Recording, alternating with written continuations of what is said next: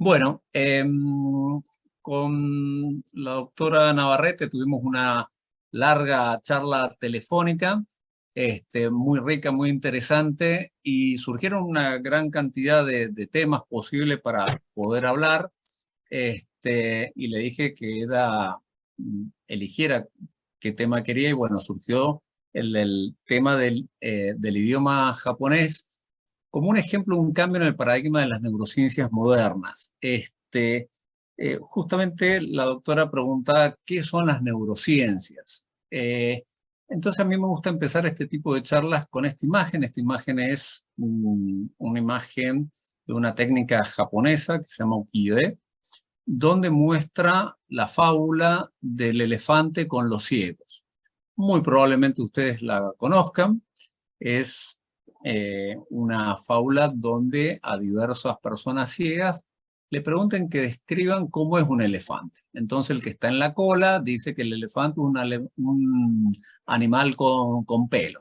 El que está al lado de los colmillos dice que no, que el elefante es un alargado, duro. El que está en la pata dice que es como un tronco. Y bueno, se imaginarán cómo sigue la historia. Cada uno percibe, y acá vamos a empezar a usar una palabra bien de la fenomenología, percibe al mundo de una manera, percibe al mundo de su manera.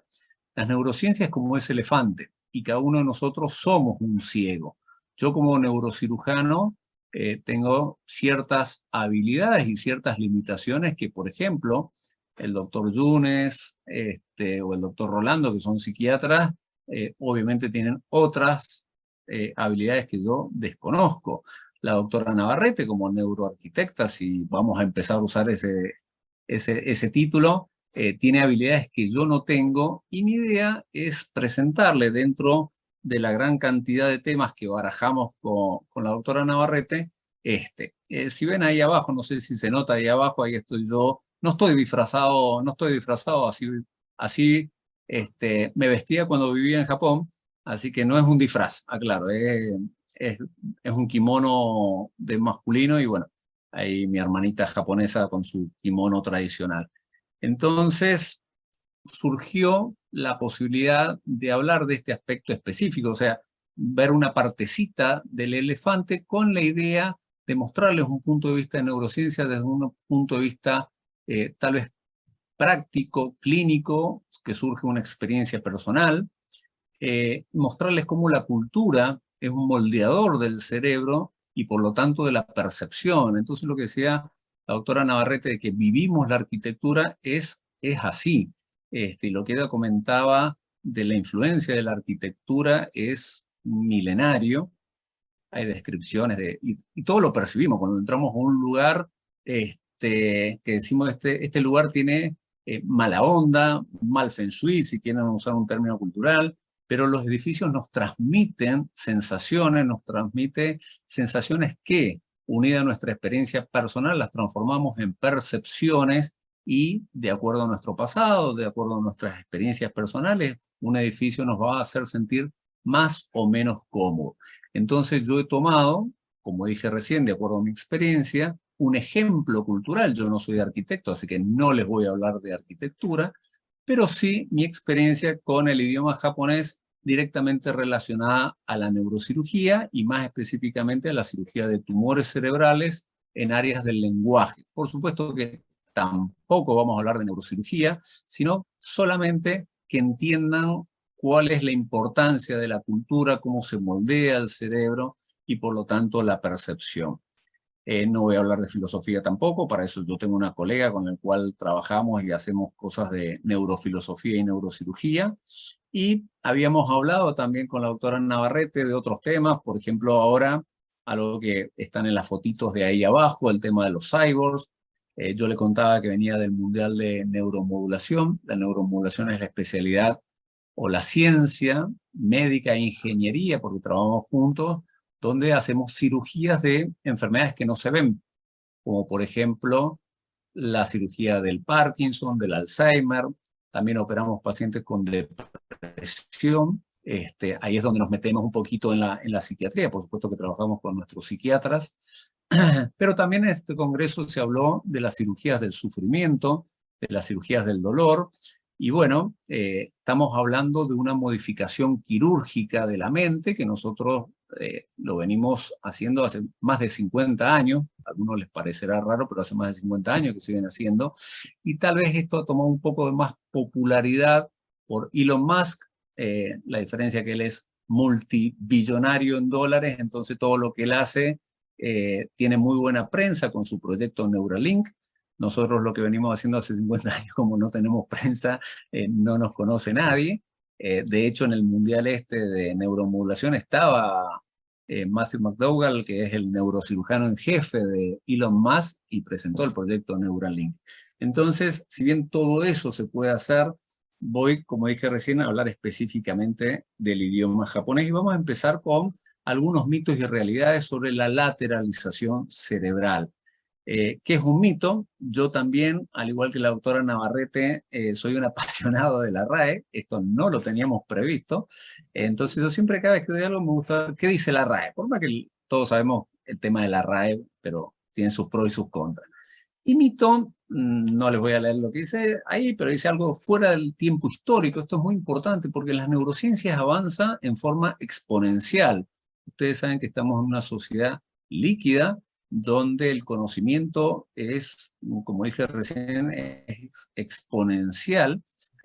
Algo que nosotros le decimos a nuestros estudiantes de medicina que cuando ellos ingresan a la facultad en 6 años después, más del 50% del conocimiento ya ha cambiado. Bueno, ahora eso se ha reducido a aproximadamente 18 meses. Entonces, es como que un estudiante de medicina tiene que estudiar 3 veces más en el mismo lapso. Eh, eh, entonces, el tema del tiempo histórico es importante y al final dice cosas a las que se le atribuyen cualidades o excelencias que no tiene. Hay muchos mitos alrededor de las neurociencias. Las neurociencias se han puesto de moda para bien y para mal. Ahora es todo neuroalgo. Y en algunos casos está muy bien aplicado, como neuroarquitectura, y en algunos casos la verdad que no tiene sentido. Eso es mito. Ahí dice el numerito 1 porque la segunda acepción es un pájaro, pero no vamos a entrar al tema del pájaro. Y fíjense que con el tema de la lateralidad cerebral, lo que antiguamente se llamaba dominancia hemisférica, que tal vez ustedes han escuchado, el hemisferio derecho, el hemisferio izquierdo, esto es muy viejo, fíjense que todo el tema de la derecha e izquierda tiene aspectos culturales muy importantes, ya de hecho el yin y el yang, acá yo lo he representado con un corazón y un cerebro, que como neurocientífico esto no me parece así, porque en realidad como neurocientífico el corazón está adentro del cerebro, el sistema límbico que mencionó la, la doctora Navarrete. No amamos con el corazón y no sentimos con el corazón, sentimos con el cerebro. Los tibetanos hablaban que había que desconfiar de los demonios situados a mano izquierda. En la Biblia hay más de 1600 citas, ya sea a favor de lo derecho o en contra de lo izquierdo, pero fíjense que esto no siempre fue así. Platón ya hablaba de que no, que lo que es izquierdo y derecho es en contra de la naturaleza, pero fíjense cómo tenemos ciertas marcas de lo izquierdo y lo derecho. Esto se expresa también en el idioma. Hablamos de ambidiestro cuando una persona escribe con las dos manos, pero en realidad ambidiestro significa que somos 2 veces derecho. La palabra right en inglés, como pravo en ruso, tiene connotaciones positivas. En cambio, lo izquierdo tiene connotaciones negativas, sinister, lo que es siniestro. Y entonces, esta cuestión del lateralización, del izquierdo, lo derecho, se extendió a la neurocirugía no para decir que lo derecho es bueno en el cerebro y lo izquierdo es malo, sino como para decir cosas tajantes, como que lo derecho es así, lo izquierdo es así. Entonces podemos encontrar en la literatura un montón de estos cuadritos, que el izquierdo es analítico, lógico, que tiene que ver con el lenguaje, y ahí también estoy entrando un poquito más en mi charla específica.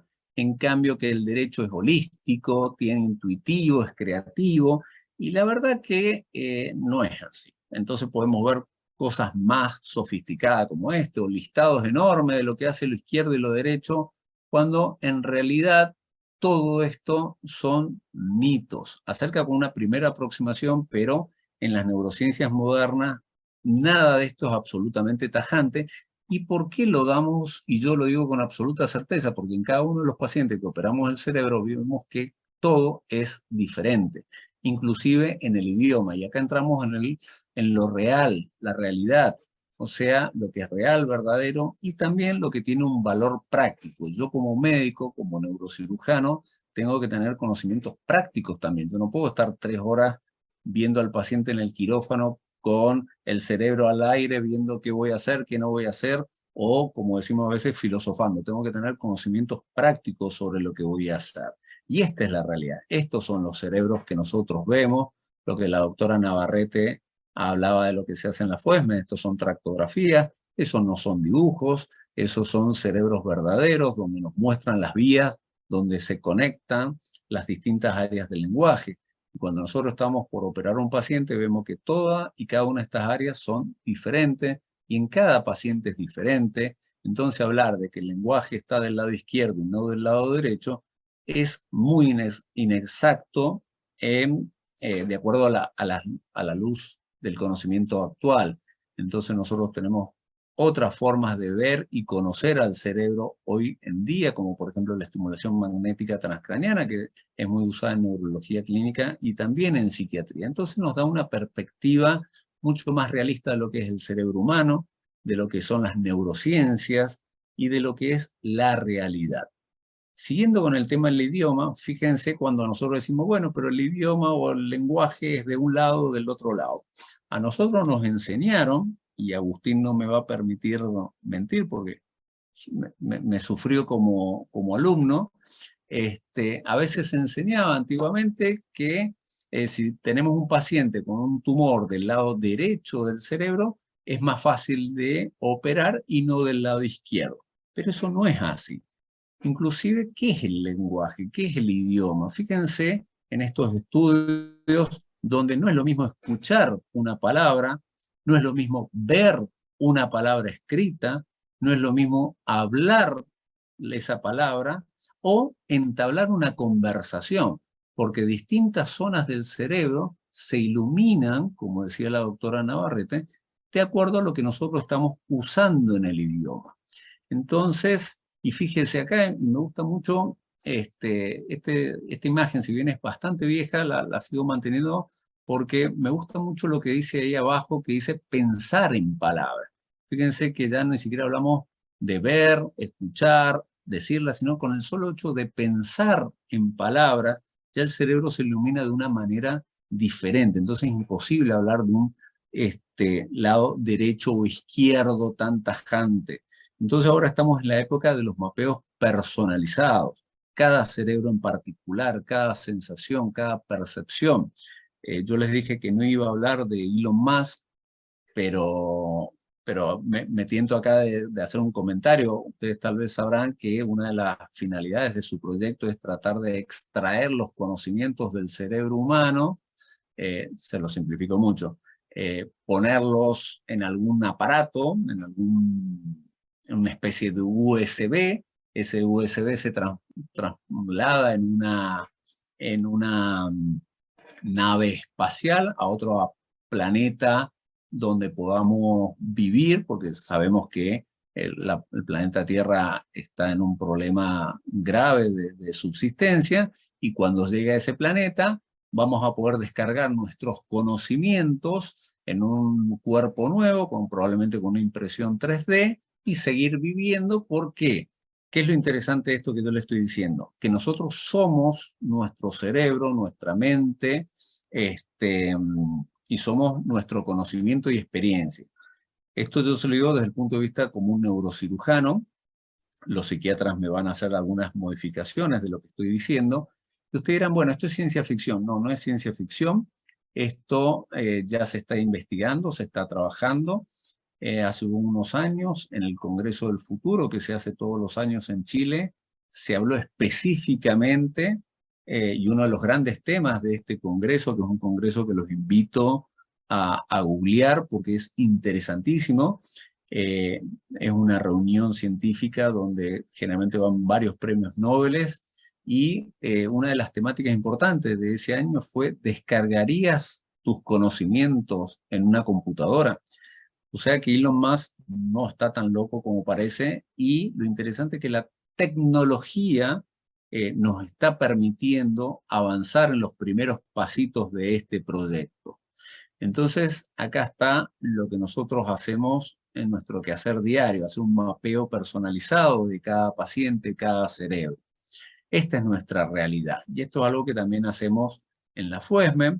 Tomamos estas imágenes, eso lo ponemos en unas computadoras que nos ayudan a navegar dentro del cerebro, evitando las zonas del lenguaje y tratar de resecar el tumor de la forma más segura posible.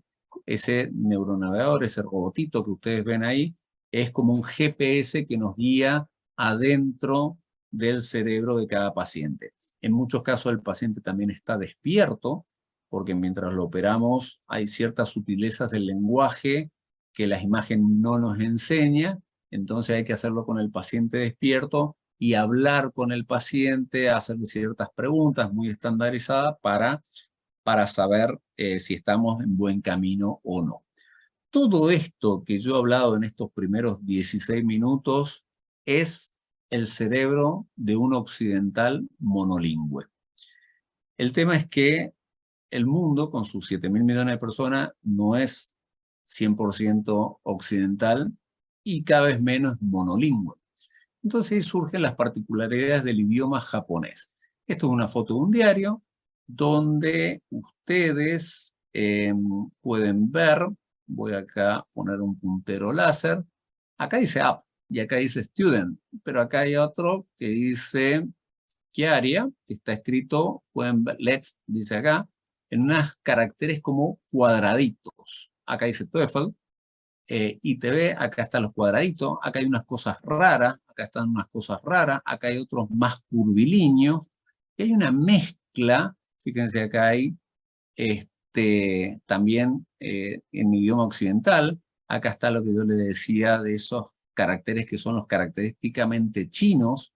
Esto es diferente, claramente, esta terminación es claramente diferente, pero todo en un mismo diario se une, todo está imbrincado. Entonces, por un lado tenemos los kanji, ahí dice kanji justamente, que son los caracteres que surgen de la China y fueron incorporados en el siglo VII. Entonces acá tienen algunos ejemplos, donde por ejemplo pueden ver que estos kanji, estos pictogramas, surgieron justamente para representar lo que querían decir, un árbol, y se transforma en un árbol, dos árboles acá tienen morí, y acá tienen las raíces, el sol, etcétera, etcétera. Esos son los kanji, que es exclusivamente lo que tiene el idioma chino, por ejemplo, pero el japonés no. Acá tengo un ejemplo de un kanji del grado 1, cómo se aprenden. Esto se va aprendiendo sistemáticamente en la escuela, hay toda una metodología para ir aprendiendo de lo más fácil a lo más complejo. Acá tienen un ejemplo de cómo aprenden los japoneses, cada kanji con su pronunciación, que aparte, acá los introduzco a otra complejidad, porque en chino, cada kanji tiene una sola forma de decirlo. En cambio, en japonés, no. Acá dice, por ejemplo, mei, miu, na. Entonces, un mismo kanji se puede leer de tres maneras de acuerdo a cómo está unido con los caracteres que lo preceden o lo siguen. Entonces, acá tenemos los kanji box, acá tenemos los hiragana y lo que yo les decía, las distintas formas de pronunciar cada kanji. Algunos kanji tienen muchas pronunciaciones diferentes y otros tienen solamente uno. Entonces, el día 1, fíjense, hi, nichi, porque acá dice nichiobi, senjitsu, nikki, Tanyobi. Entonces, fíjense, para hacerlo corto, como un solo carácter se dice hi, ni, chi, titsu, ni, bi, pi, etcétera, etcétera. Todo esto nos va ya dando una idea de que el cerebro no puede ser igual a un occidental que habla español, que es A, B, C, D, y la A es prácticamente siempre la A. Esto nos está creando ya una idea intuitiva de que esto es más complejo. Entonces, bueno, también usando este chiste de que me dijiste que he se leía he, y acá lo que le decía, no, hay excepciones, y esto es uno de los caracteres que yo le digo que tiene muchísimas excepciones. Entonces acá tienen cómo los japoneses estudian estas diferentes formas. Yo les dije que había unas letras, unos caracteres, mejor dicho, para que no me reten los lingüistas, que son más cuadraditas y otras más cursivas. Estos son los kana. Los kana a su vez se dividen en katakana y en hiragana. ¿De dónde surgen estos kanas y estos hiragana? Bueno, surgen justamente de los kanji. Como los kanji eran muy dificultosos, se hizo como una simplificación y ahí surgen dos sistemas fonéticos diferentes. Acá ven cómo del kanji original se tomó lo que está en rojo y se fue desarrollando con los años una nueva forma de escritura que se usa para ciertas palabras, generalmente las de origen extranjero. Entonces acá tienen la palabra Nihongo, japonés, escrito en kanji, escrito en hiragana y escrito en katakana. Esto está en un artículo científico que escribimos hace muchos años ya. Pero a su vez, para agregarle más complejidad del kanji, hiragana, katakana, tienen estos símbolos que no es ni kanji, ni hiragana, ni katakana, ni nada. Pero todos los japoneses que ven esto saben que es el correo. Entonces, ¿cómo transformamos esto en lo que yo venía hablando de que el cerebro es único, que el idioma, el lenguaje no está del lado izquierdo, del lado derecho, que lo que nos enseñaron estaba todo en un cerebro prototípico occidental monolingüe? Entonces, esto que nosotros nos enseñaban y que nosotros les enseñamos y en general les enseñábamos a los estudiantes porque sigue teniendo cierto valor práctico para un estudiante de medicina, pero muy básico. Esto se fue viendo porque los japoneses desarrollan diferentes tipos de trastornos del lenguaje. Muy probablemente ustedes han escuchado la palabra afasia y habrán escuchado que hay distintos tipos de afasia, esa persona que no puede hablar o esa persona que sí puede hablar, pero no puede entender lo que se dice porque tiene un ACV. Entonces hay distintos tipos de afasia y así es como nos lo enseñaron y como lo enseñamos nosotros. Pero de nuevo, ¿qué nos enseñan las neurociencias modernas? Que esto es siempre hablando de un cerebro occidental y monolingüe. Porque en un trabajo, como yo le decía, cuando yo estaba trabajando en Estados Unidos, presentamos este trabajo sobre el idioma japonés y la localización cerebral y la implicancia que eso tenía para un neurocirujano. Yo les dije que a los estudiantes les enseñamos si un paciente tiene un tumor del lado derecho del cerebro es más seguro que del lado izquierdo.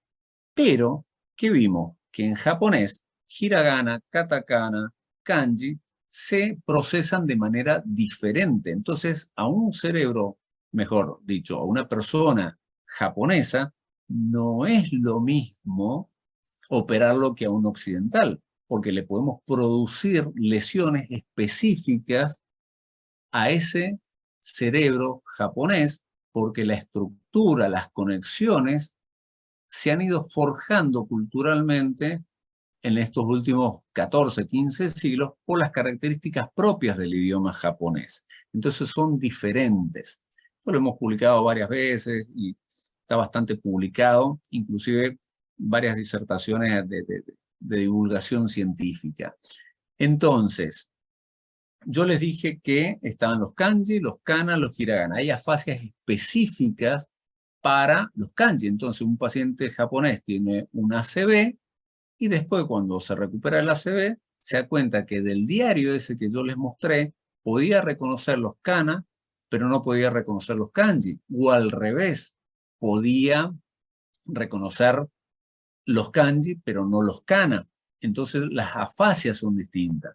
Y lo más curioso y lo único del idioma japonés es un tipo de afasia que se llama gogi.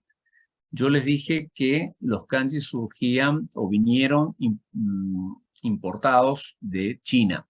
Algunos kanji mantuvieron el nombre o la forma de lectura china, pero los japoneses, como yo les mostré, les dieron otro tipo de pronunciación. Entonces tenemos la pronunciación tradicional china y la tradición y la nueva japonesa.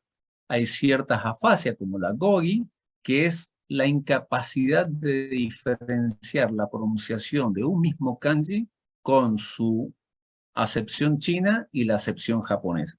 Esto pasa pura y exclusivamente en el japonés y no puede pasar en otro lado. Y fíjense que esto está ya muy estudiado y hay ciertas áreas específicas del cerebro donde cuando se lesiona tiene este tipo específico de afasia.